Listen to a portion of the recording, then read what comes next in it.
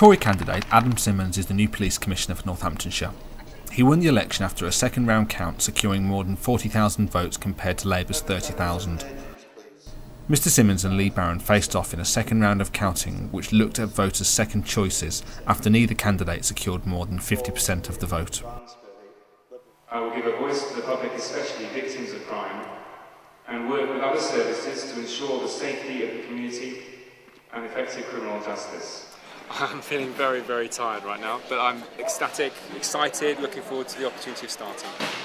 How confident were you at the start of the day that we'd be having this conversation now? Oh, I think I was very confident that people had understood my campaign and that they were able to see that I was keen on tackling violent crime, antisocial behaviour, drugs, and also being different, tackling this from a different perspective. I'm a younger man.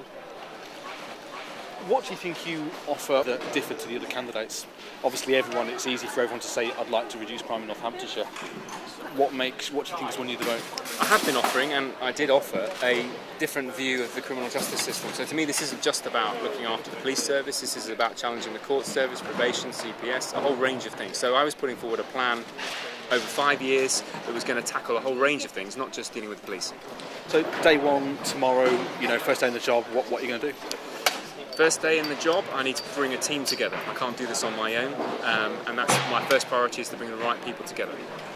Obviously, the Lee Barron situation meant that you went into the final stage with a candidate who actually wasn't involved in the running. I know that's by the by now. Any reflections on that? I think Lee Barron and the Labour Party have to look at what went wrong here. I certainly think the Labour Party let people down. I don't think Lee Barron let anybody down, and I have a lot of respect for Lee. The Labour Party need to review this more than anyone else. But for me, the public voted for me. Corby by-election was an issue in terms of turnout in Corby. I've got no idea whether I benefited from that, time will tell. But I do know that from elsewhere in the county, the vote was very strong for me. On the day, the Conservative voters came out and voted en masse like sheep, basically. I don't think it got down to the best qualified candidate, because I don't think there's any doubt whatsoever I was. I think Mr Simmons has made a number of pledges which people are going to realise are unattainable, and they maybe regret it in 12 months' time, but we shall see. Well, the vote is as the vote is. We put a campaign together which took us across the county. I'm well known in Northampton, so the results in Northampton are particularly good compared to the rest of the county.